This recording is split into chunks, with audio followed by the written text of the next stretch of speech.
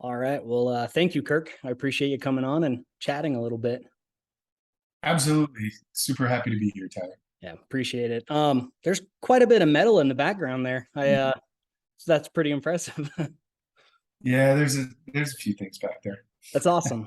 So really with this podcast, I just wanted to get to know you, and then listeners can get to know you, people that are just getting into the tactical games, or veterans, people that are just out there. We've seen you at different games, whether you're a battle boss or you're competing, and just want to get to know you a little bit more. Cool. Well, So, so here your I name's am. Kirk. Start from the beginning. When were you born? So I was born a beautiful spring morning in the Bitterroot Valley in Montana, uh, and that's where I grew up. I grew up in Montana, lived out kind of in the sticks for most of my childhood near Stevensville, Montana, which is pretty much the coolest place that a kid could grow up. I had run of the woods and mountains and rivers and streams and ponds. So I What part of grew up in Montana? the outdoors fishing. My dad is an avid outdoorsman, so watching him hunt until I was 12 and then started going with and so yeah, that's I attended Florence High School, graduated from there a long time ago. And then yeah, then from there, I actually served a mission for the Church of Jesus Christ of Latter-day Saints for 2 years in Chile, Cool. and that was an awesome experience. While I was there, I got this weird feeling that I needed to join the military, which was completely different than anything that I had ever considered because my father was a military man, my older brother was in the military. I wanted nothing to do with it. I was like, that is not my life. Yeah. Turns out I was wrong. It's weird that a teenager didn't know what his life plans were. Yeah. Um, Well, you seem to be pretty in tune when you're out there trying to be in tune. So, yeah, yeah. So I came home and I I told my brother, I'm like, hey man, I feel like I need to join the military. And I had always been really interested in the medical field. Um, I had been in Boy Scouts. I had done a lot of first aid in Boy Scouts, and just really always it always had a draw to me. So I thought, hey, I'll join the military, serve my country, uh, give back for all the amazing opportunities I had been given in my childhood and throughout my life, and just learn a cool skill. I decided I wanted to be a medic. cool. Um, my brother was like, "No, man, at the time it was a 91 Bravo. I was like, I think I'll just be a 91 Band-Aid, and he's like, nope. uh, so he told me, you're gonna be an 18 Delta, and I said, I have no idea what that is, and he said, I've got some friends that you can talk to, and he sent me to talk to some special forces recruiters, and they told me a little bit about it. I said, man, that's a lot. Wasn't quite sure, but thought about it, and it just felt like the right thing. And I realized that that's where I was supposed to go. And so I signed on the dotted line. Over what kind of time span was that? Joining the army to deciding when to go special forces. So I enlisted with a special forces contract. Cool. So the decision to join the army and signing with the special forces contract was about 2 months. Okay. It Yeah. was fast. Yeah. Um, and okay, so at the time, this was in 1998. At the time, only National Guard could sign with a special forces contract. Active duty hadn't reestablished the X-ray program yet. So that was something that like active duty counterparts they had to do, you know, some of those guys had 4, 6, 8 years in the military before they could even get to selection. So I I enlisted, um, and yeah, said, yeah, I'll be an 18 Delta. Let's go for it. Um, you can't just enlist and go straight to special forces. You have to have an entry level MOS. They sent me to infantry. So I went to Fort Benning, Georgia, spent some time there in a beautiful place called Sand Hill. And don't mistake it with the beach. It's not nearly as fun. Um, so went to Sand Hill, did my time there, graduated basic, went across the street to airborne school, um, got pushed out of a plane 5 times, got airborne qualified, and off I went on to the rest of my training. Um, Found myself in selection about 6 months into my military career. That's awesome. Yeah. And selection is the selection for special forces. Is that right? Right. Yeah. So the old ballad of the Green Beret says 100 men will test today, but only 3 win the Green Beret. Well, the first step in that testing process is what's called Special Forces Assessment and Selection, or SFAS. You have to volunteer.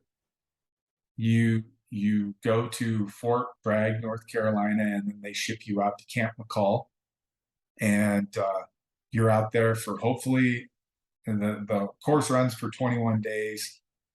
That's the training portion. You're there for like another day of admin stuff, but you're hopefully there for the whole time. There are a number of gates that you have to make it through. Okay. It's evolved since I went. It's changed quite a bit. I'm not going to say it's harder or easier. I don't know. I just know what I do. Everyone like seems to know about Hell Week in the SEALs. Is it similar Right. to that? So kind of, yeah. So to break it down, basically you're tested in 3 main components. Okay. They're really looking at your overall physical fitness. They're looking at your ability to learn probably new skills. Land navigation is kind of how they test it, which isn't a new skill for a lot of experienced soldiers. It was new for me. Yeah. Yeah. um, and then the other piece is they test you on your ability to integrate as a team member. Cool. And then they put you in some pretty difficult situations where stress is going to be up. Yeah. You're going to be tired. Your real personality comes out, and they look at you and see if you're the kind of guy that they want on their team. Yeah. So those are kind of the 3 components. It's broken down. It was broken down into 3 weeks. 1 week, the first week was like individual, and it was all physical fitness. So we did 3 runs, one of which was the typical Army APFT at the time, so 2 miles. Then we did like a 7-miler, and we did like another 4-miler or something like that. Yeah. We also did ruck marches, lots of ruck marches. We lived with the ruck on. Yeah. And when I went through, it was 65 pounds standard weight in your ruck, plus 2 full 2-quart canteens, which is another 8 pounds. Wow. And that's just your ruck weight. And then you had your LBE, your load bearing equipment, and your rifle, your fake rifle. You're loaded up. Yeah. Yeah. So you were loaded up, but like, and you know, later on I found out why. You know, why did they test my ability to carry that stupid weight for so long? Because part of the SF mission.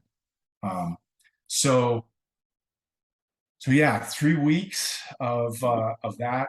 Week 1, physical fitness. You do your ruck marches. They're watching all your times. They're looking to see if you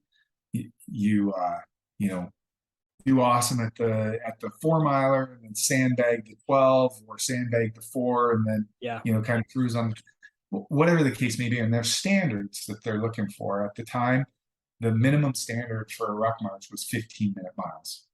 So your 12-miler, you had to finish that thing in 3 hours. Yeah. You had to be done in 3 hours. If you weren't done in 3 hours, that was like, hey man, And that's the rush with all the weight.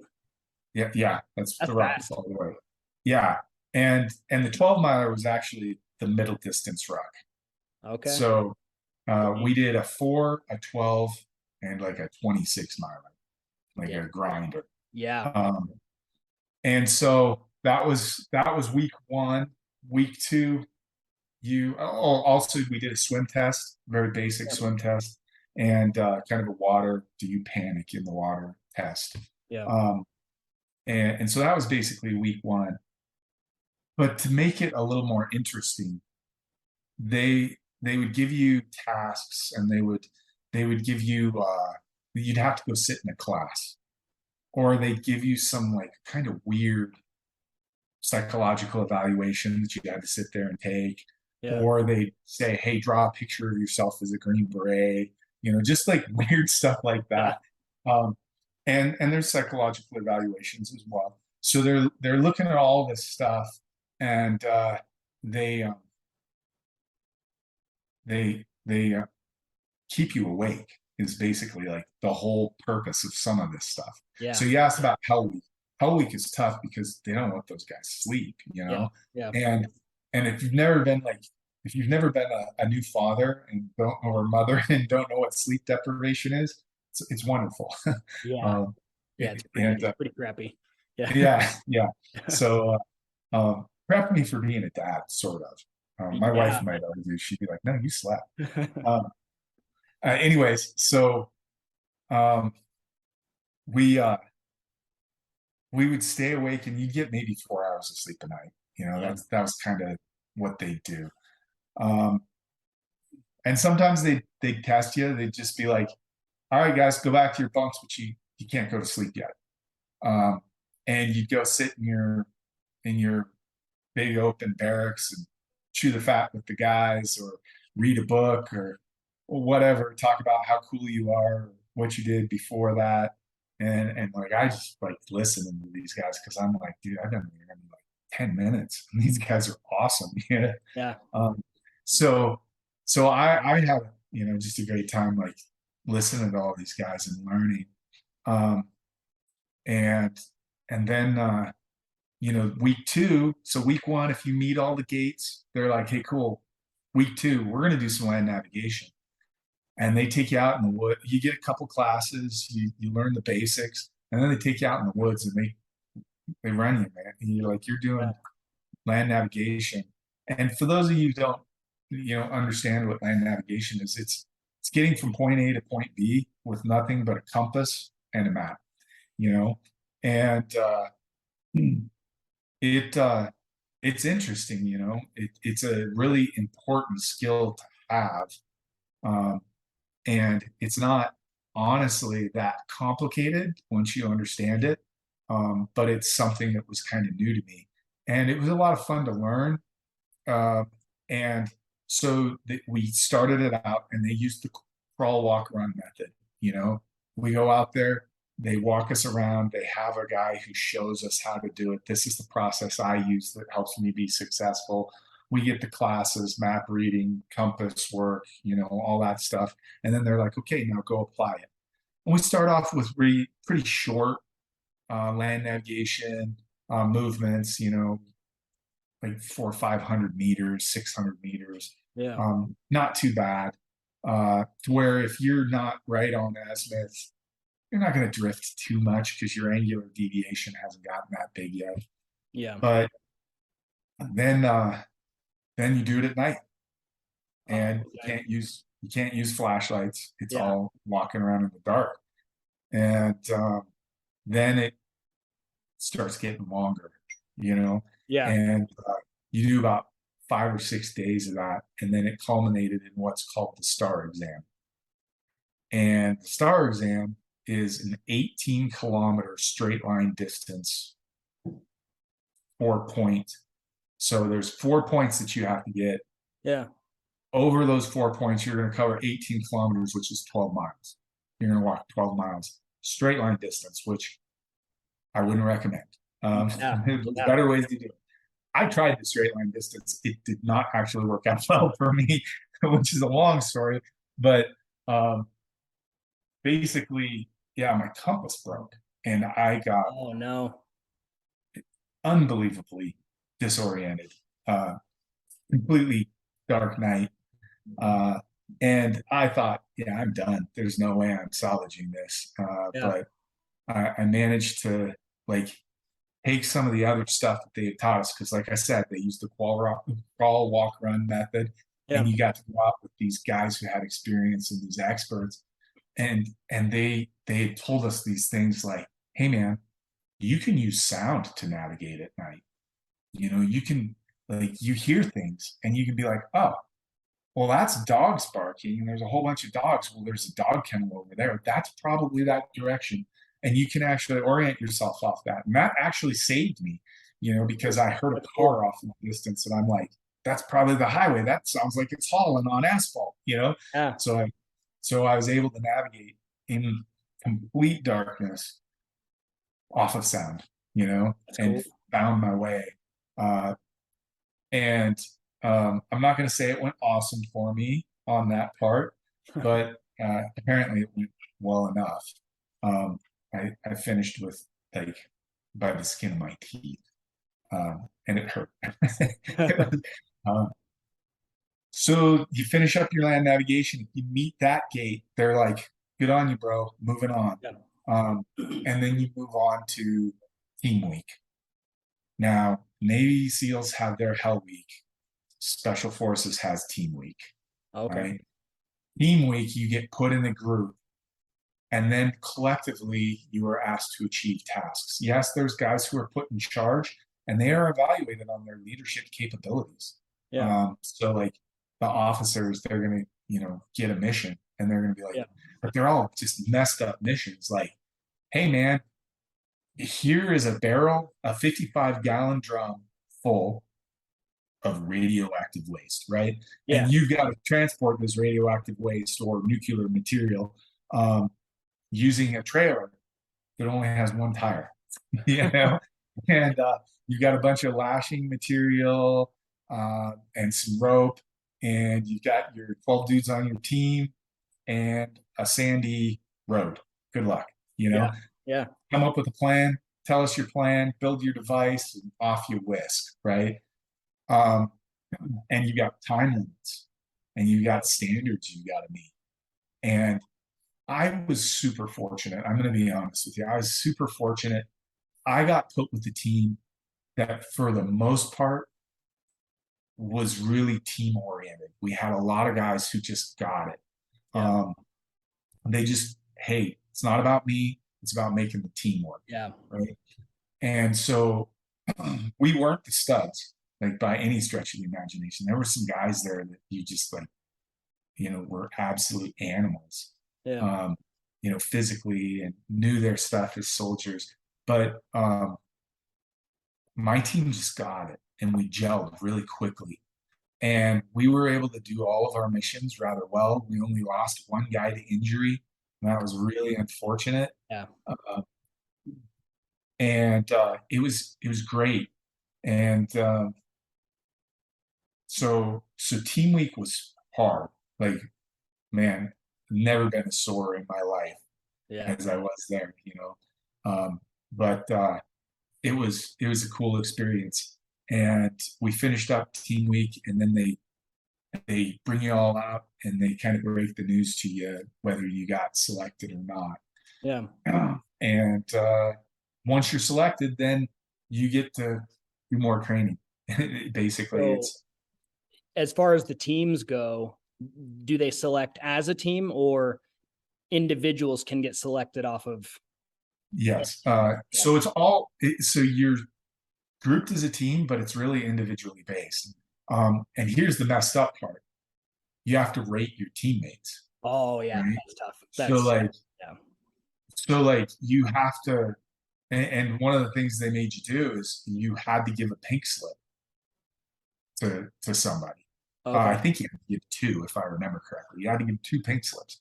So it's like, if I had to say no to somebody being on my team, who are the two that I absolutely would not want on the team? Yeah. And one guy made it really easy on my team. He just he just was kind of shirking his workload, Yeah. and like, but so he made it easy. Yeah. Uh, the other guys, it was tough, you know. It's kind of like, and you had to write why. Yeah. And literally, I remember, I think I wrote on mine was like, I'm giving him a pink slip because the rest of my team rocks. He's awesome too, but he rocks just a little bit less than the other guys. He got selected, which was Cool. good. Cool. Um, so that was interesting. Yeah. Having to Yeah. be, That's an interesting process. I didn't know how that went. That's really cool. yeah. So that's selection. You get selected, and then you get to go. That's basically your ticket into what's called the qualification course. Um, and for the average special forces soldier, at that point, they get offered an MOS, military occupation specialty. So unless they're an officer, if they're an officer, they know they're going to be an officer, right? But if they're which is an 18 alpha, but if they're an NCO, they're like, hey man, I could be a weapons sergeant, I could be a communications sergeant, I could be an engineer sergeant, I could be a medical sergeant. There's those four that you can get assigned. And I had chosen in my contract to be an 18 Delta, so a medic. Yeah. So and most of the other guys were like, please, anything but Delta, anything but like praying to whatever they believe in. Just don't let me be a Delta, because it's another really tough course. Yeah. And I guess I didn't have a grasp on what I was signing up for, but I don't regret it. So then you go to the Q course, and that's anywhere from, man, at the time it was anywhere from 8 months long to a full year. Yeah. If you were a Delta, it was actually longer than a year. So Um, that's medical training plus some. yeah. So every special forces soldier has to be trained in small unit tactics. So you go back through basically like a beefed up um, infantry training. So you got to learn up to company level uh, tactics. Okay, so and it's not just learn how to be a team member. You actually have to lead them, because special forces soldiers are actually force multipliers. An SF team is supposed to be able to run a battalion. Okay. So you got to be, you know, Yeah. you got to be competent at a leadership level, not just a performance level. Yeah. So you go out and you get trained in that. That was 6 weeks back out at beautiful scenic Camp McCall. Then once you pass that, that's your first gate in the Q course. You know, once you've passed small unit tactics, and they're like, okay, you understand tactics, you don't suck. Then you go to your MOS training, and you get to, if you're a Bravo, you get to shoot guns and learn how to do indirect fire and tear apart every weapon known to man and put them back together and employ them. If you're a Charlie, an engineer, you get to go and learn demolitions and engineering. You build stuff, you blow stuff up, you learn how to do awesome charges and things like that effectively and safely. And then the Echoes, our communications guys, they go and learn every radio system and learn, wave propagation theory and how to There's so much involved. Like it's right. crazy to listen to it. Good. Just I know nothing about it, and then everything you're saying, it's like, it's a little piece of it, and it's probably so big. And Right. So when I went through the Echoes, actually the communications guys, they actually had to learn Morse code, and they were tested to a pretty high level of being able to actually key Morse code and receive it. So it's crazy. That is crazy. Have you seen the video of that? I think it was Vietnam. It was a soldier that had been taken, so a prisoner of war, right. and he's blinking Morse code. Yeah. Right. It's crazy. That was awesome. And that's another piece of the Q course. We'll get to that. That was the last piece I did. So you do your and then the medics, they go through the medic course, and you start off very basic.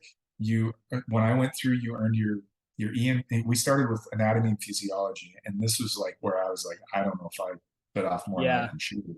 The anatomy Um, part sucks of medic training. So at least right. it did. Well, I remember sitting there, and it was a combined course. So all the Navy SEAL medics were in my course. Yeah. All the Force Recon support medics. Marines don't actually have medics; they use Navy corpsmen. But the guys who were going to be assigned to Force Recon or wanted to be assigned to Force Recon, they had to go through the course. It Okay. was called SOCM, Special Operations Combat Medic Course. Um, so and then the ranger medics, guys who are assigned to, and they're awesome medics. Like all of those groups have just great medics, but they we all and the Task Force 160th flight medics came. Oh yeah. So all special operations PJs at the time were coming as well. So we all were together for 6 months of the course. Started off with anatomy and physiology. I remember the Navy SEAL that was teaching it dropping. He was a master chief. I think he dropped a college level textbook, Yeah. that thing on my desk, and he's like, "You're responsible for everything between the two covers in the next 9 days." And I was like, "Okay," you Yeah. know, and really high academic standards, Yeah. and rightly so, because you're going to be responsible for the medical well-being of your team members, um, and more, Yeah. a lot more. So anatomy and physiology then went into EMT basic. We actually earned our EMT basic Like through the certification, national registry. right? That's awesome. National registry. Cool. Then went straight from there into intermediate for we Yeah. did EMT intermediate for about 10 minutes, Yeah. and then we started paramedic. Cool. Yeah. And in the next, like I think it was about 4 months, we earned our EMT paramedic badge Cool. or certification. Yeah. Yeah. And that included even going and doing a residency in New York City and Florida I mean, my class was divided up. I went to New York, other guys went to Florida. Like We worked in in an ER or in an ambulance. we did all of the Cool. hospital rotation, Sweet. like not just ER, but like labor and delivery. Oh yeah. ICU, surgery. We went and did it all, and some of the doctors were awesome, and they're like, "I've worked with you guys before. You're super squared away. Jump in on this surgery, man." Yeah. And like, and they'd normally test you, ask you some questions, and if they were like, "This guy's competent," I got to do, like, they found out I could sew. Like, Yeah. they were like, "Hey, let's let you do some sutures," when I was in the emergency room. And there Yeah. was this crazy thing going on in New York where box cutters were all the rage in the gangs, and they were just cutting each other up all the Oh, time. I had some wicked, like, gashes, and they're like, that. "Let's see what you can do." And I started sewing, and they were like, "We're gonna call you for everything now." And so I got to sew a lot. Yeah. Um, That's crazy. yeah, and it was a really cool experience. Another awesome opportunity I had there.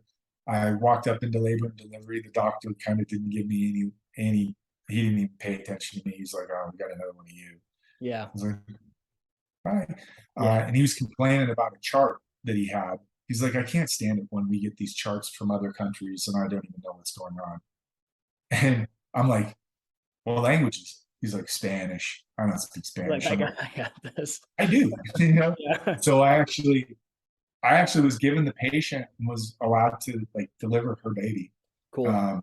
They took her through the whole process. They were like, Yeah. "Carry on, sir." Um, The first labor and delivery I was a paramedic for years. right, First delivery I was supposed to go into, you get the permission from the right. lady who's going to have the baby, and she's like, as long as I don't know him, like, it's great. He can come in and watch. I walk in, they were in my ward. And she's like, "Okay, well, see you later." So See you, Sister Jones. yeah. Yeah. But, oh, Good luck. see you in the next one. Yeah. I can totally understand that actually. Yeah. Um, yeah, so it was really cool. I got to, make a better experience for her because she didn't speak any English and nobody on the staff spoke Spanish. So it was one of those kind of things that you look at and you're like, that wasn't really a coincidence. That was like a huge blessing, Yeah. you know. So um, so from there we do our rotation, and then we do ambulance rotation. I got put in the Queens. Oh wow. So Yeah, then so that you saw was some more stuff. yeah, boy from Montana, Yeah. everything like that. So that was awesome, but some super cool people, and had a great experience there. And then went back for another 6 months of medical training after that. Because once you get your paramedic license, they're like, okay, cool. You learned how we do it in the civilian world. Yeah. Now let's talk about how Now we do you're it in in the the military. combat way. Yeah. Yeah, let's talk about how we do it in the military, where you're going to see these kinds of injuries. You're going to see Yeah. this stuff. Did you Um, guys do like, well, what was it called? PT. Now I'm forgetting it. Never mind. Um, okay. yeah, uh, pre-hospital trauma, life support, but then there was even more. I think there was, PHTLS. yeah, PHTLS, and Yep, you yeah, we probably had to be further than that. certified in PHTLS. Cool. So yeah, we did that, and but then we got into like field care, prolonged Yeah. field care, like actually, you're out on a mission, and this guy, now you've got to evac him, and like Yeah. let's talk about planning considerations for evacuations, and we had to, because you're the subject matter expert on all things medical on your operational detachment alpha, your A team, right? So you have to advise the commander. You have to talk sense into them every now and again. They're like, "We're going to take one pull-less litter and we're going to evacuate guys 74 kilometers across, Iraq to Iran." It's like you're not going to carry that like that. Yeah. Um, so so you you got it was a great course full of some amazing instructors, and it was such an honor to be there at that point in my career, and it was awesome, and finished up the course. There was a lot of prayer that went into it, a lot of really hard work. I Yeah. was a newlywed at the time. My wife helped and helped me study and put up with so much as I was going through that course, because really it was be at work at 6 o'clock. So I was getting up at 5, heading into work, be there at 6 for PT formation, do PT for an hour and a half, be in class by 8, in class from 8 to noon, lunch break from noon to 1, and then 1 to 5 in class again Yeah. for a year, Yeah. for a year. And some of that time, we were in the field training, and that wasn't a 9 to 5, that was nonstop. Yeah. But you know, so I did that 5 days a week, and then Saturday was like I'd go play basketball in the morning, uh, and maybe go for a run or whatever. If I didn't play basketball, do something physical. I would spend a couple of hours doing like a date with my wife, and then it was back to study, and that was basically life for a year and a half.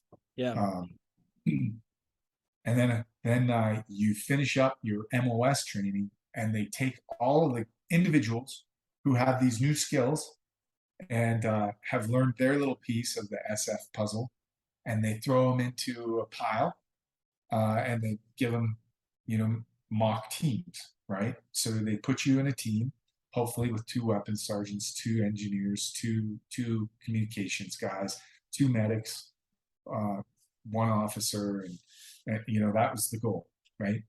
So they put you all in these teams.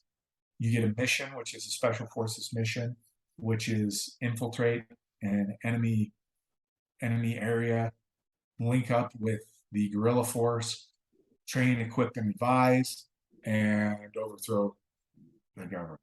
And everybody was like, nobody's done this since Vietnam. We're never going to do it again. This was 1999, 2000 Yeah. is I graduated from the Q course in November of 2000. And so, Yeah. yeah, So they're like, we're never going to year do later. this, man.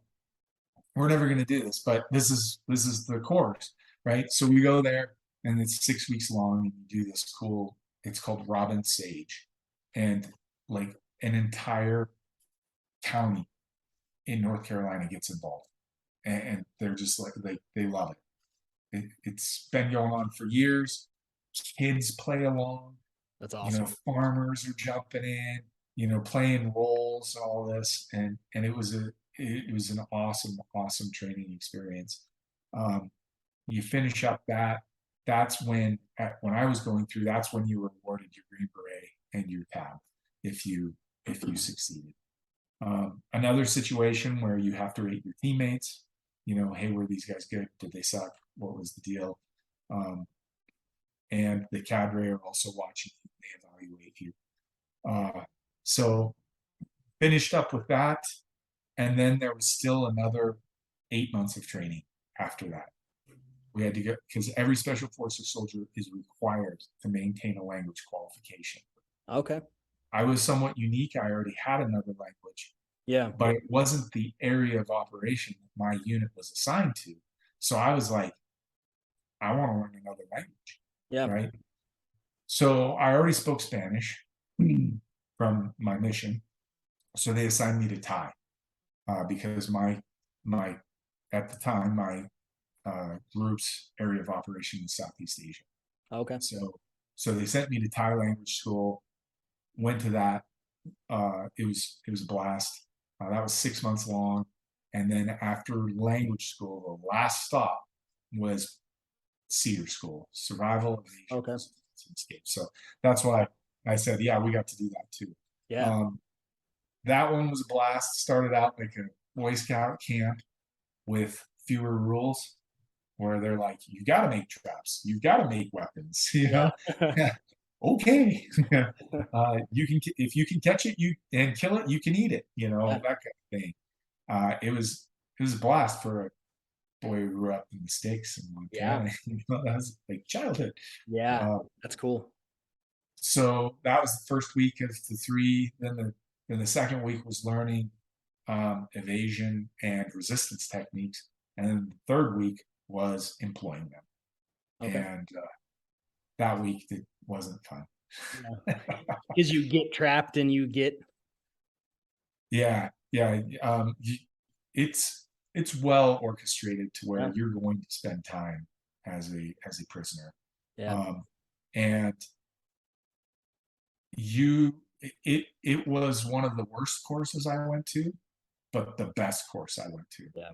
Worst because it is absolute misery.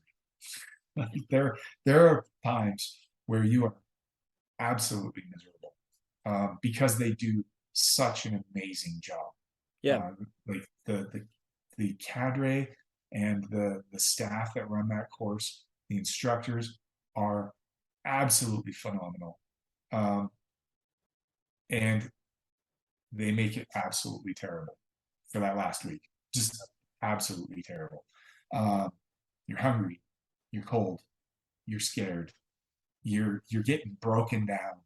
Yeah. And then hopefully bringing yourself back up, or having help from your other teammates, bringing yourself back up, and then they're going to tear you down again. It's like, it is an emotional roller coaster, right? And you get your butt. That's crazy. So it was tough, but at the same time, it was such an amazing learning experience, because you like to think you're one thing, but some people really got peeled back and found out what they really were. And that's a useful thing, because none of us are actually fixed points. Like, you have characteristics, but you can change your character. If you're not pleased with it, you can actually change it, and that can go good or bad. But you got to know where your set point is. And so that was a really interesting experience to see what really got to you, what really worked, what didn't, how mentally strong you really were, how resilient you were. It was cool. Yeah. And terrible. Yeah. Well, and it's probably something that even with you describing it so well, I would imagine that no one can know what it is until you're in it. I No, can't. because you don't know how you're really going to react, Yeah. and they're gonna throw so many variables at you that you're gonna find out. Like they're looking for your weakness, just like an adversary would be. Yeah. But their purpose for looking for your weakness is so that you understand and you can be Yeah. prepared. Adversaries to actually just exploit it and just get there. So it was, and then at that point, it's like, hey, you're done. You're done with the Q course, and now you're a fully qualified special forces soldier. I finished up September 4th, 2001, and was like, sweet. Now I was talking to my team that I got assigned to. They're like, I can hey, we got, relax. No, just kidding. yeah, they're like, we've got this awesome mission. We're going to Thailand this year. We're going to train their Royal Thai Marines. I was like, I've been hearing about these guys. I get to use my language school. I get to go do this cool stuff. I was all excited. Yeah. And then a week later, everything got thrown into Everything changed. disarray. Yeah. Everything changed. So yeah, that was how it all started. Okay. And Yeah. then then I guess so. I spent 22 years in the Utah National Guard, um, most of it with 19th Special Forces Group. I did everything from team medic. Then I got picked up full time by the Guard. So I worked full time as a uh, counter drug, um, drug demand reduction specialist. So I did education. I Okay. helped people understand the dangers of drug abuse and things like that. Yeah. On my full time, then on my part time job, I was still a cool special forces guy and went and did things. I was deployed to Kuwait. I was deployed to Afghanistan, and then I got to do all kinds of training missions all over Southeast Asia. Um, in that 22 years, Korea, Thailand, Cambodia, Vietnam, uh, Philippines, uh, and Chile. I actually got to go back to Oh, Chile. that's cool. You got to go Yeah, back there on a mission, yeah, on a military on a assignment. military assignment. Yeah, yeah, it was a terrible one too. I had to go and do a subject matter expert exchange on military free fall. So high altitude, low open parachuting, and Oh, got to jump in Chile, and it was awesome. yeah. That Yeah. sounds like it. Um, yeah, so spent 22 years there, and then retired. And when I retired, uh, a guy I had gone to selection with and had worked with a couple of times, was in language school with, he contacted me right before I retired and was like, hey man, I started this little company. Would you like to work for me? And I was like, you started a coffee company, bro? And he's like, yeah. And because that's Evan Hafer, the owner of Black Rifle Coffee. Yeah. And I'm like, no, I don't even drink coffee. And he's like, Yeah. I know you don't drink coffee, and I don't care. He's like, I don't want you for drinking coffee. I want you to come and actually establish more of a presence in the shooting community Yeah. for Black Rifle. And I said, I can do that. Yeah. Um, I had been shooting competitively for the National Guard for about 2 years at that point. I I had been fortunate enough to get selected to represent the Utah National Guard, and then I got selected by a national program to represent the United States in national and international competitions, and that's called the All Guard Shooting Team. Okay. So I had been shooting with them. So when he asked me to do that, it was kind of a natural transition over. And it was awesome because I got to step into a company that cares about veterans, cares about first responders, cares Yeah. about law enforcement, and was actually in a real way giving back to them. So Yeah. like I got to be kind of a part of that.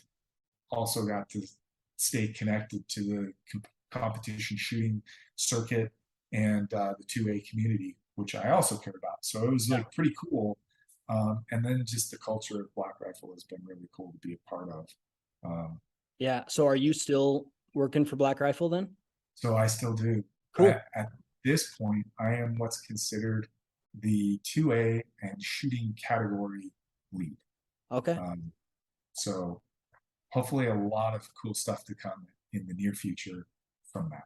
That's really cool. That's awesome. Every time that I go to the tactical games and we get our, they give us a couple packets of coffee, Right. bring it back. I'm like, what friends do I have? Here, you guys. Yeah. This. All right, guys. The packaging's amazing.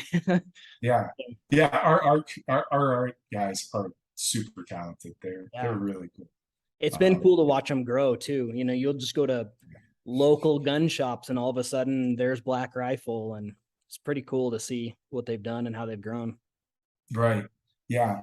And the growth is continuing. Sorry, phone's ringing. We'll see. Oh no, you're good. I'm also I'm in our kind of kitchen living room area, and I think kids are coming home from school, so there's probably stuff that's going to be happening in the background too.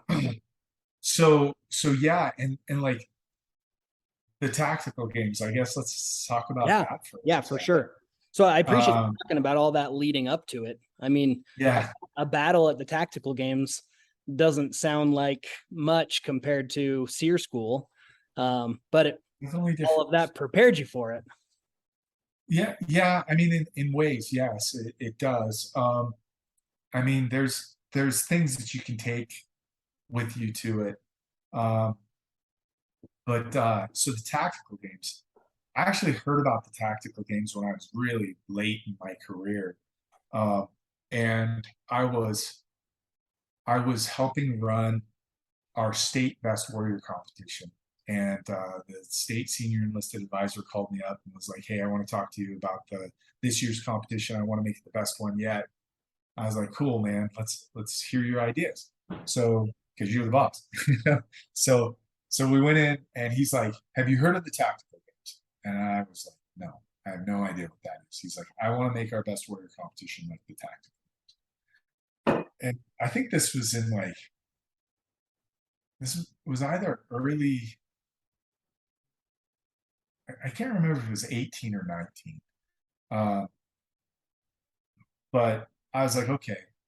And I took a look at it. We came up with some plans to try to, and there wasn't a lot of information at the time. Yeah. It was kind of a new thing. There were some guys who'd done some YouTube videos, like Kit Badger had done one, going to a tactical games. A couple other guys had done some. But I was like, man, that's cool. So we did some events that were kind of inspired by it loosely. And then I was hanging out in my office, and a buddy of mine called me up and said, "Hey, man, I've got this major that wants to learn to shoot a pistol so they can compete in the tactical games." I said, "Okay, cool. Well, I can." I was at that time responsible for the training of the Utah National Guard in small arms, so I'm like, that's right up my alley. Yeah. I said, send them over, send them over. And so into my office walks Major Robin Cox. Okay. And I was like, "Okay, ma'am, tell me why you want to compete in the tactical games." And she said, "I do CrossFit. I love it. I love competing.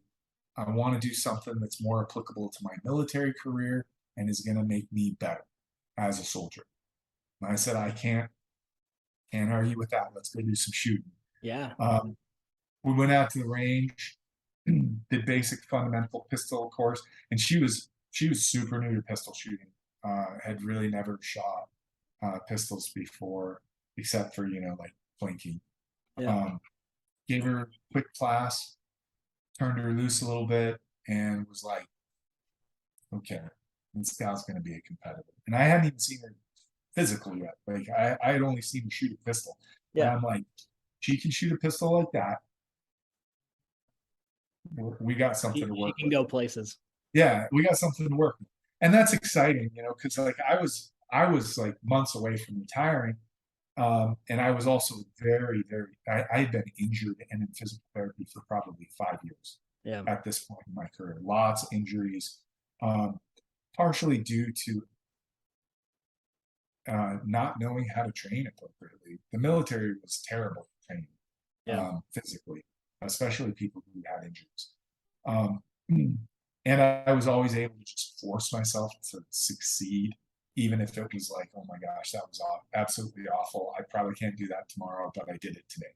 You Yeah. know, so I was able to still, perform to the level, every time I was asked to, but it wasn't sustainable. I was kind of at that point where I knew it wasn't sustainable.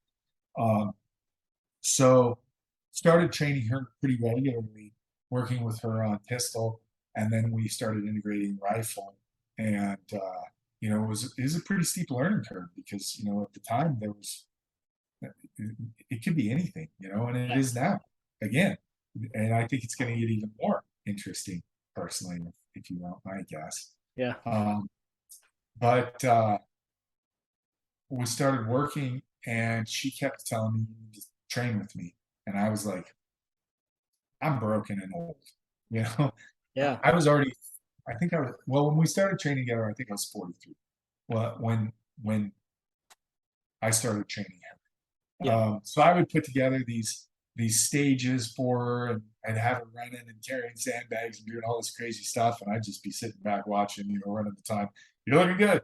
Yeah. Hey, get a better position, like make sure you're focusing on that front sight, that kind of stuff. And finally one day she's like, "No, this is BS. You need to do this." And, I was like, I'm telling you, I'm hurt. I can't. And she's like, "No, you keep telling me I'm doing a good job. I want to see somebody else do it. I want to see what you do when you do this."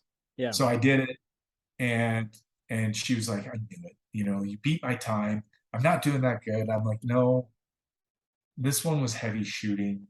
And she's like, "Well, come get back in shape." And I'm like, "I've been trying to get in shape for 5 years, and I just keep getting hurt." And she's like, "Let me help you. Yeah. We'll do something different." Because I was a runner, right? I Okay. was a calisthenics and runner guy, right? And so, because that's the army, Yeah. Yeah. running and calisthenics and a ruck, so she's like, "No, we got to build up your muscles. We got to get you overall more healthy. Let's just come to a CrossFit class that I coach." I was like, "Okay, what have I got to lose?" Sure. Turns out my self-esteem is what I have to lose. That's what a CrossFit class will do, is it will bruise the ego. Yeah, yeah. So I went and took a class. It was like the morning mommy class, Yeah. like And all kids all are the at school, moms just crush you. they destroyed me.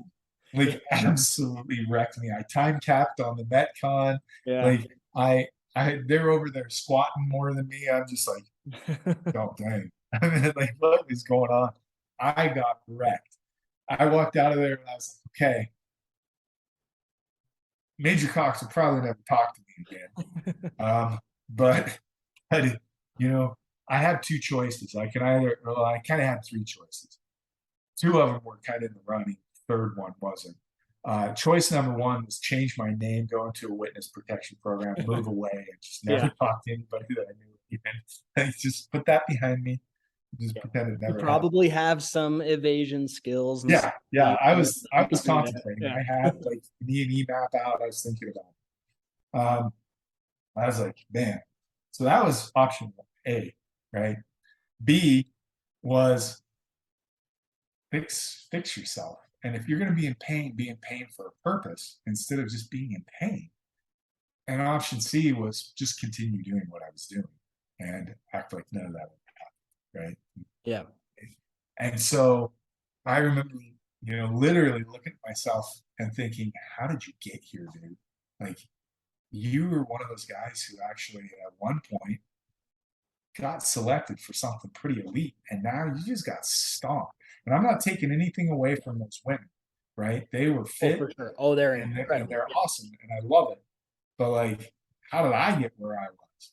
And Yeah. I was like, man, I'm not comfortable here. And it like made me look at myself and just really look at who I kind of was, who I wanted to be. And I said, all right, I'm going to do this, but I'm going to do it a little smarter than I've done it for the past 5 years. Instead of going out that day and saying, I'm running 5 miles, like I used to. And, you know, I said, I'm going to try something different. So over the next couple months, I started working to just get my cardiovascular system back up and running healthily, rowing, biking, low impact stuff. Then, then I told her one day, I'm like, hey, what do you think I should do? Like, I'm ready. I'm feeling a little better about myself. Let's do this. Yeah. And she said, oh, you're feeling good about yourself? Well, let me fix that. And so she took care of my ego for probably the next 6-7 months. Awesome. Talked me into signing up for my first tactical games. And the All Guard team, the National Guard All Guard team, was like, hey, this sounds cool. We will support you going. So they picked her up to send her as a representative of the National Guard and me. And she went and competed. And at the time, it was women's. There was like a women's and a women's intermediate division. That was it. Yeah. And then there was intermediate, elite, and masters 45 and over. I was 44, right? Yeah. And so I competed intermediate. She competed in women's. I won intermediate. She took third in women's. Yeah. And so both qualified. Well, I hadn't qualified for nationals. She had, because you had to qualify as an elite. Elite, right? Yeah. But like I looked at it, I didn't identify myself as a weightlifter in any stretch of the imagination. There was weights involved, and I looked at them and I'm like, ain't doing that. Yeah. So I didn't think I was going to do another tactical games. I was like, that was cool. It was a one and done. Plus, I was literally at that point, I think 2 months from retirement. So Okay. I'm like, and I'm gonna retire. Yeah. So then the tactical games posted, hey, where in the West should we do an event? Price And yeah, I put Price, Utah, man. Like, yeah, come on out. Put him in touch with the guys at Price, and all of a sudden, like literally like 2 days later, they announced they're coming to Price, Utah. Yeah. Right. And I'm like, well, crud. I mean, I can't be that much of a jerk to where I'm like, hey, come to my home state. And then they show up and I don't, Yeah. So I'm like, I guess I got to do it. But at the time, there was a rule that you could only compete intermediate until you placed. And if you placed, you were done competing intermediate. You had to jump to elite. And there was nothing in between, right? So I was like, okay, well, I guess I'll take a swing at it, Yeah. So I signed up for elite, went and competed, and did all right, did better than I expected. Qualified for nationals, and at that point I was like, yeah, I'm done. Obviously I'm not gonna, because then I was gonna be retired by that time. There was no way I was gonna be able to afford going all the way to Florida. But then I got hired by Black Rifle, and they said, yeah, that's awesome, go, dude. Yeah. So they sponsored me.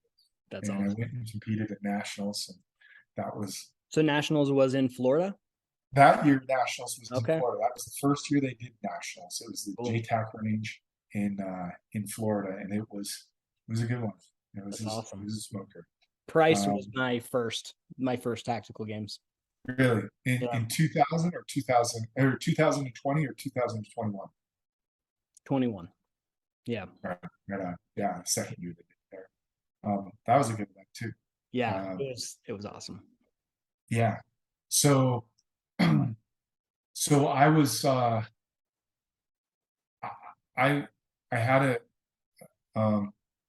kind of caught a bug. I really loved competing. Kind of made me feel connected to a community which I had lost. Because when you retire from the military, it's kind of like it moves on without you. It's like jumping off a ship. It's like it ain't turning around for you, man. it's on, it's got its destination. So it was like I I had community in Black Rifle, which was nice, and I had this other community, and I got to still feel somewhat cool, running around doing dumb stuff, Yeah. um, hood rat stuff, uh, with my friends, right? Um, so I did not place in nationals in 2020, and I was like, okay, 2022 or 2021, I'm I'm gonna come back with vengeance. Yeah. Um, and then they changed the divisions. They changed the divisions to where there was it was 40 and up for Okay. masters, and I was like, okay, my back will probably appreciate that because Yeah.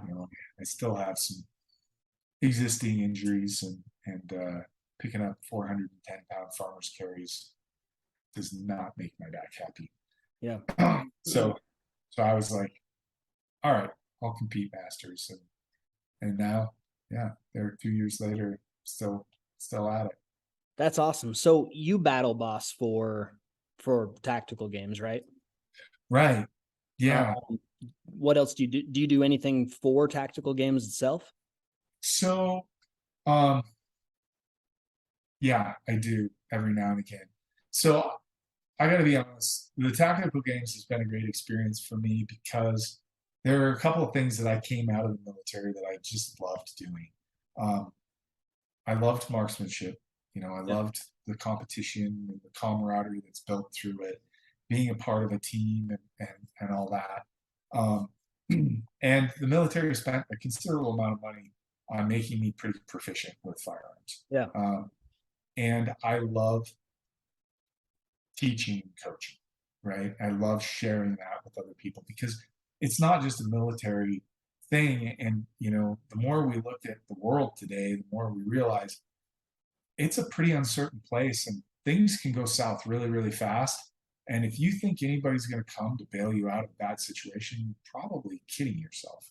Yeah. Whether that's, what we're seeing, in like New York, where they have the horrible ice storms and blizzards, what we're seeing in California with the flooding, like, Yeah.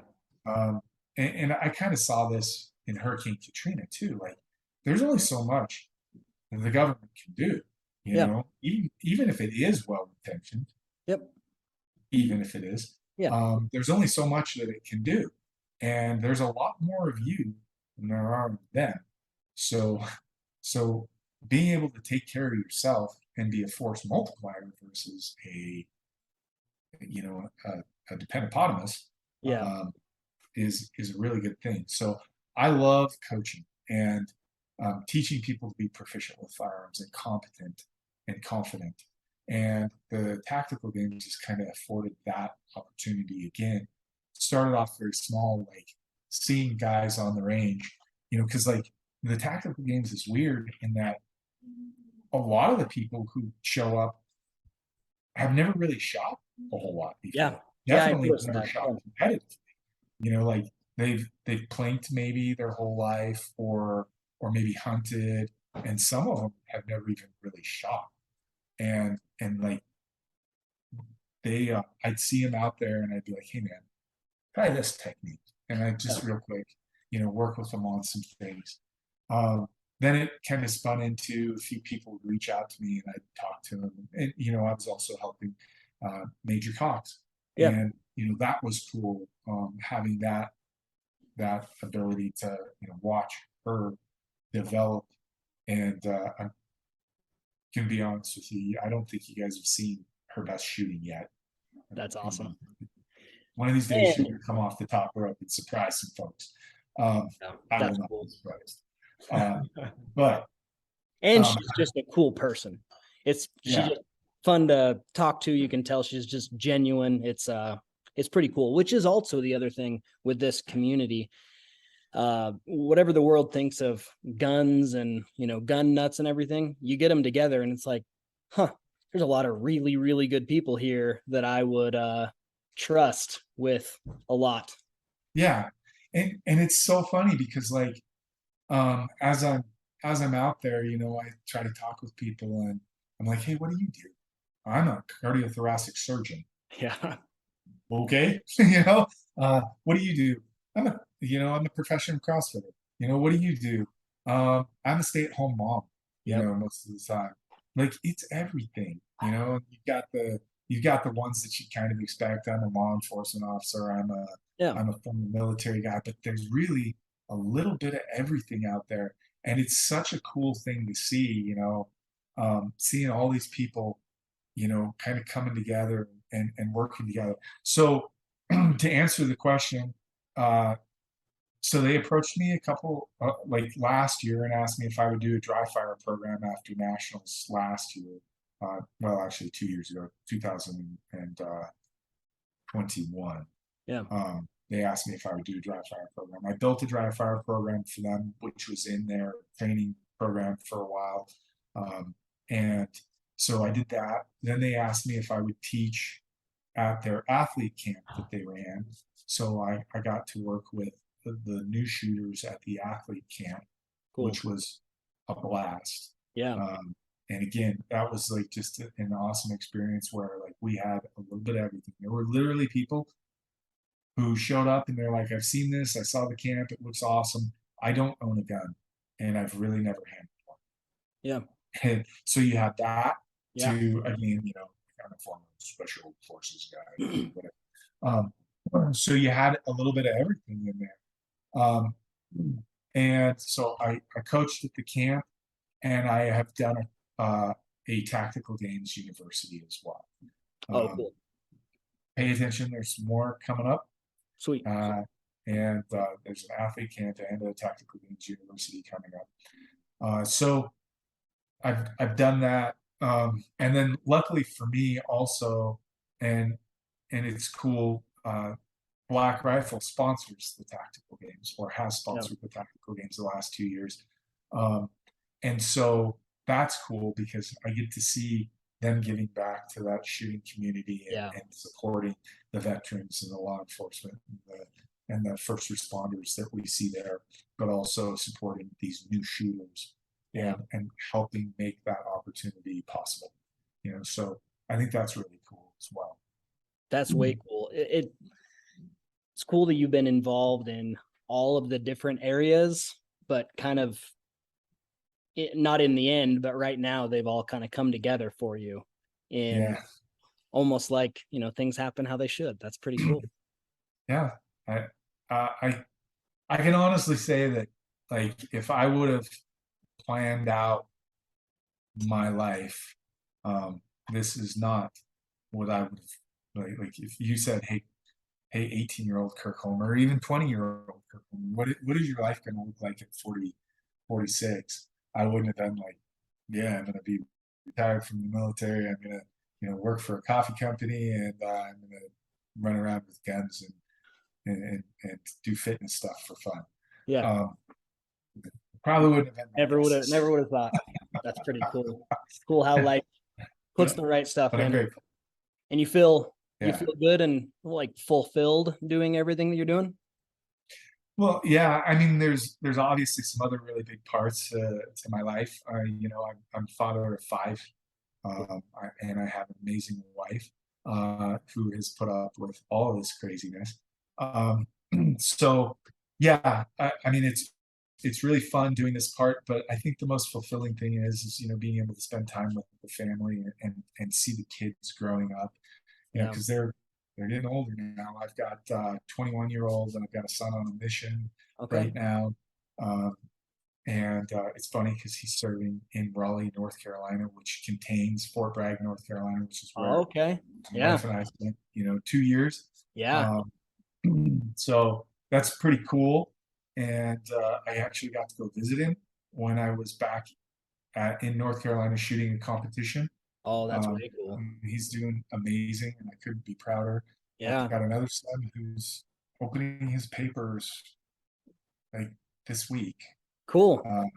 To start getting them ready to submit, and then 2 younger sons, 15 and 11, and just watching them develop into these awesome people is very fulfilling.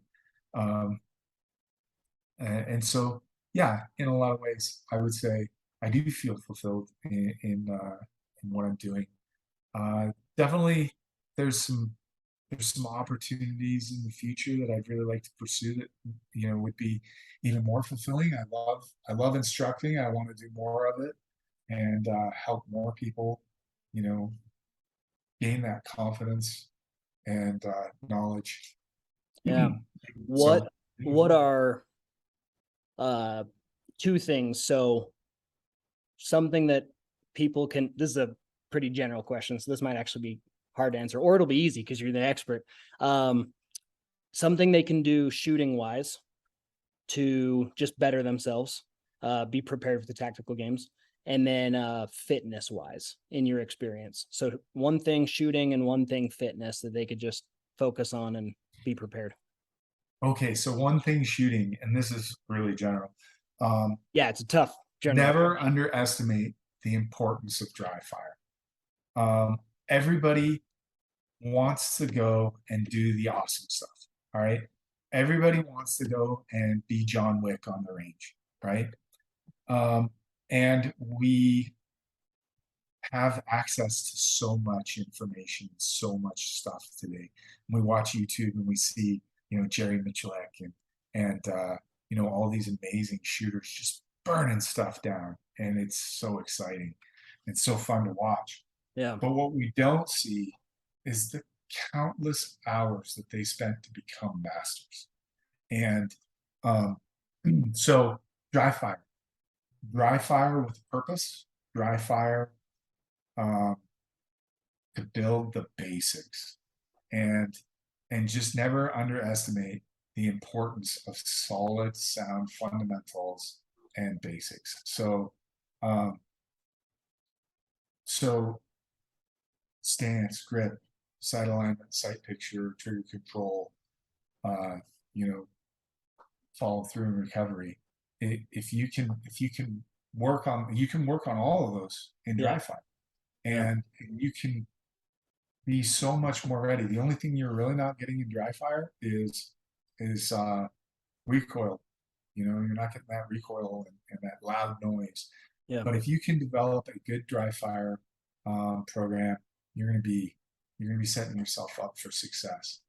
Um, so there's that, Yeah. and It, it's not expensive, and it's not, if you do it right, it's not super time consuming. I mean, literally investing 10 minutes a day is better than nothing. 20 minutes a day is good.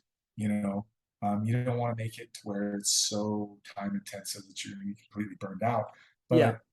but have a purpose behind it and just get after it. Is your program still available somewhere? The one that you developed? Mine is not available on the training app anymore. Okay. Um, I mean, I still have it, Yeah. but it's not available on the app anymore. There is a new they've integrated the training all together. So now there is a daily dry fire programmed into the fitness program that the Tactical Games has as in their fitness app. Okay. So um, it it looks good. Sal Hernandez is doing it. He's very competent. He's a good shooter, and he's a great person. Cool. And then the training fitness portion is put Yeah. on by Jacob Hepner, who knows fitness. Yeah. We've had And him on the podcast a few times. So yeah, I mean, he's an interesting guy. He's a good guy. He knows fitness, and obviously he can coach because the top female CrossFitter in the world. yeah. He coaches her. Yeah. She's amazing. Yeah. Yeah. Um, so he seems to know what he's doing. Um, and then Calrina, um, Calrini Yeah. is in charge of the mobility Cool. and rehab and prehab. So it's a good team. The program is great. And so let's talk about fitness. Yeah. Um, so fitness, consistency, consistency. Don't get wrapped around the axle of, man, I'm not where I want to be. Okay, none of us really are. Yeah. Start where you're at, accept that, have a plan on how you're going to get to where you want to be, and then consistently and patiently approach it. My biggest problem for that 5 years span where I kept, injuring myself, getting fixed, re-injuring myself, was I had no patience. I was like, I'm this guy. I want to be able to get out there and run 5 miles in sub 35 minutes, and I'm going to do it. And I get done being, having a hamstring tear or something like that, and I go out and I try to run like that, and I tear a gastrocnemius muscle, my calf or something. Yeah. Okay, back to physical therapy. So having accepting having a progress driven mindset versus just a goal is really Yeah. important. So yes, we want goals, but the process on how we get there is more, the journey is more important than just, you know, hey, I wanted to deadlift, 450 pounds. I blew my back out, but I got it, you Yeah. know, because I didn't approach it intelligently. Yeah. Um, That makes sense. versus, yeah, I really can only deadlift 285 pounds appropriately right now. I'm going to focus on fixing my form, doing it properly, and then building slowly until I do hit that goal. Yeah. So that to me is the most important thing in physical fitness is consistency. Consistency with that progress mindset or process mindset versus just I'm going to get here right now. I like that a lot. And then once you have that, the next thing I would think of that I would recommend is understand that not all programming is the same. It's like cars, vehicles. You have to look at what you want to do with your body. Like, what is it that I want to achieve in my fitness? And then once you've determined that, pick the programming that's going to get you there, right? Like if I have a farm and I want to do farm work, I'm not going to buy a Geometric, Yeah. right? Or a Tesla. Yeah. As I dated myself there, Geometric. Geo, what's that? I'm not going to go buy a Tesla, right? I need a truck that can pull a trailer, that I can throw stuff in, that I can drive through the mud in and not be too upset about, right? But if I want to commute and I want to go back and forth and I have 100-mile commute each day, maybe that Tesla is a good idea. Yeah. It's comfortable. It's gonna save me some money on gas, all that stuff. So look at your fitness is the same. Do I want to have show? Like, do I want people to look at me and go, Yeah. wow? Or do I want to be able to go out and have people watch me and go, wow? Or do I want to move well? Do I want to feel good? What are my fitness goals? And then find a program that is going to help you meet those goals. There are some trash programs out there. Yeah. And some of them are not appropriate for you. So find the one that fits you and then consistently attack it. That's awesome. That would be my advice. I like it. Well, it's something that you've done and you've lived. I mean, you rehabbed yourself back to, be doing the physical stuff that you're doing right now. So Right. the living embodiment of it. So I appreciate the advice that you've lived the advice. Yeah, but I do have to add this. The other piece is approach it with humility and understand that, like, there are things you don't know, and admitting that is totally okay. And saying, hey, I need help. And like that was kind of part of my downfall before was I was just going back to what I knew. And then I had a friend who said, no, let me help you. I know something different.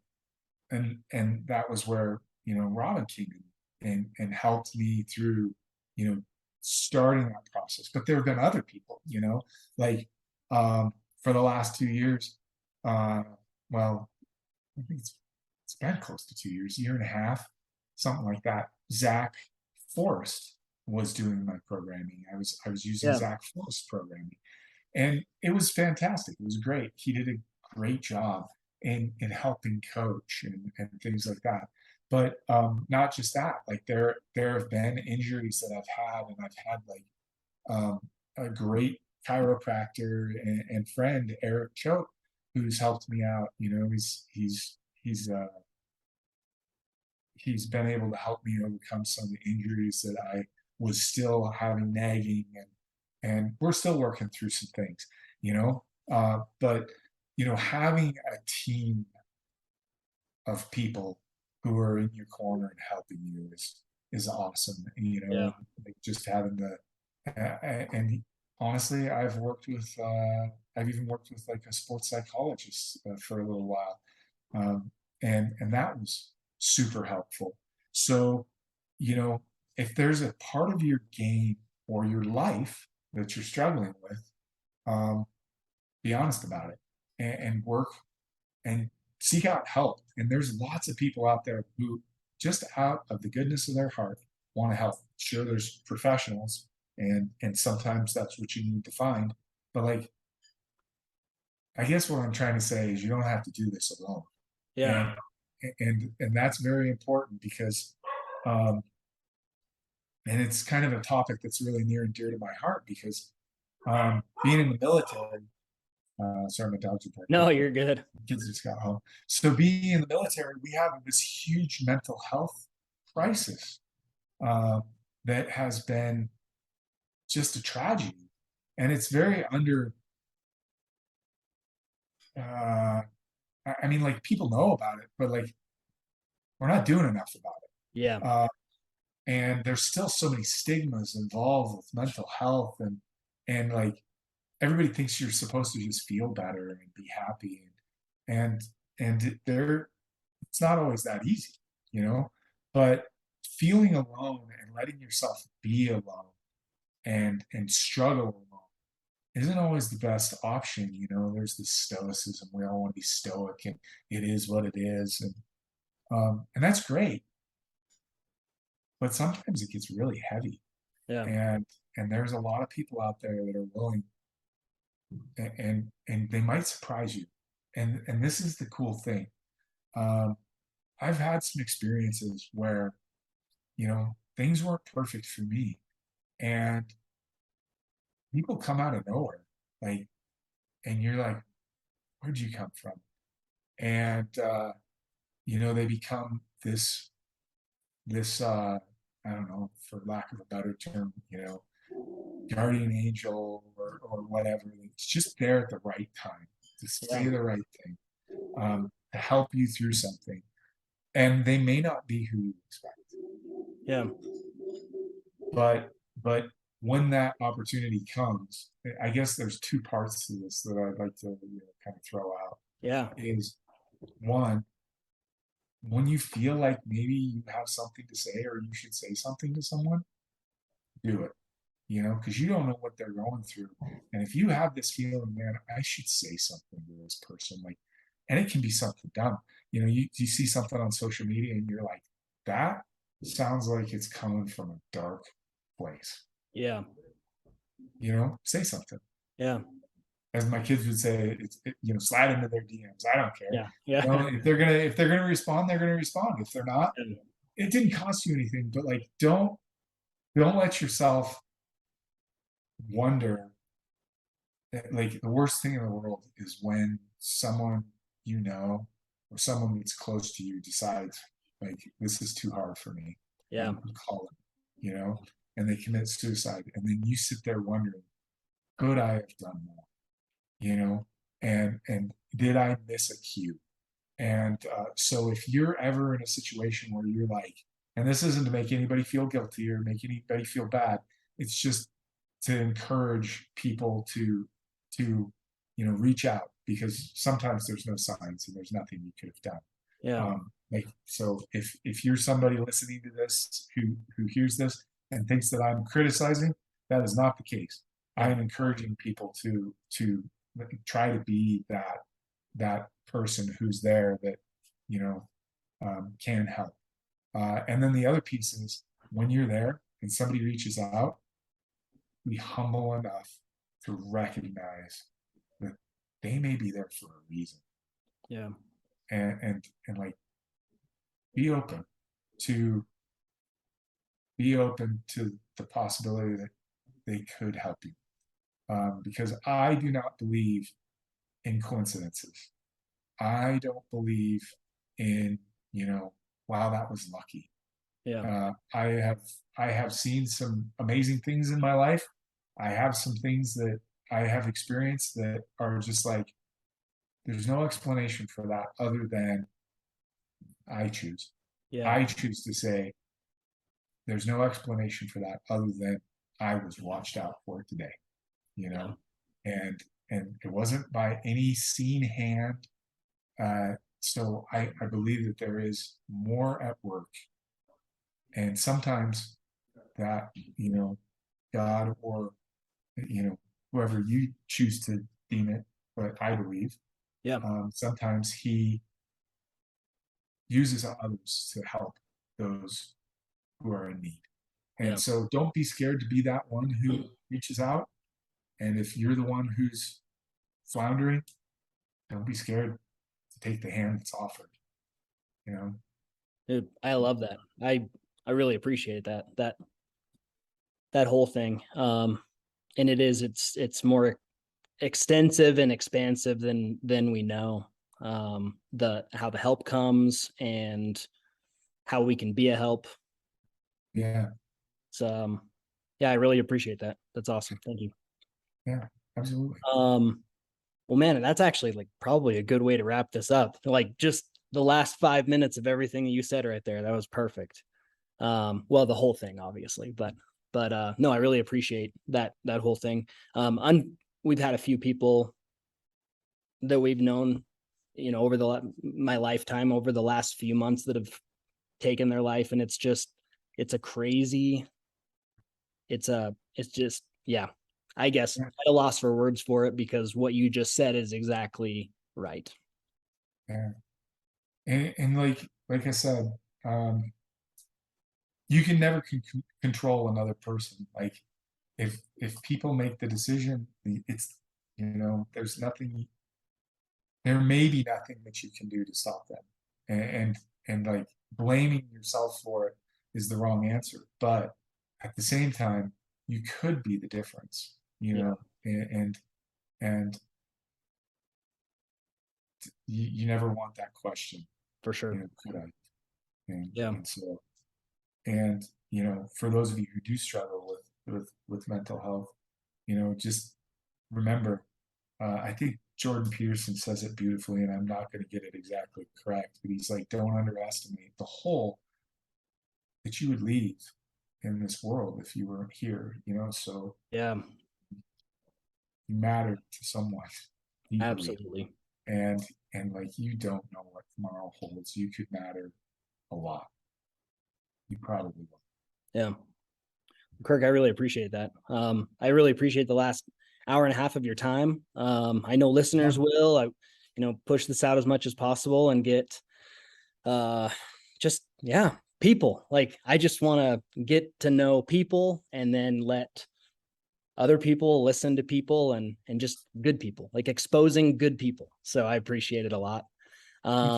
If you ever need anything, you're welcome to reach out. I mean, that's something I guess I can say privately. But yeah, thanks for your time.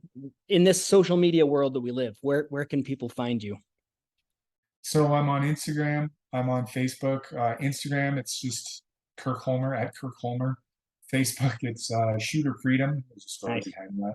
But and then yeah, start Okay. there. Well, next time I want to hear the story of Shooter Freedom. Did you ever think as a 20-year-old you'd you'd be telling people how to get a hold of you by saying your Instagram and your Facebook? Oh, heck no. Like, so I saw the internet at 19 and I thought it was the stupidest thing in the world. Yeah. So at 20, I wasn't sold on it. And we all should have bought Google stock, but Yeah, we should have. okay. Oh, Well, man. hey, thank you, Thanks Kirk. for I having me. appreciate it. And I'll get this up within the next couple of days. Cool. Thanks. Thank you.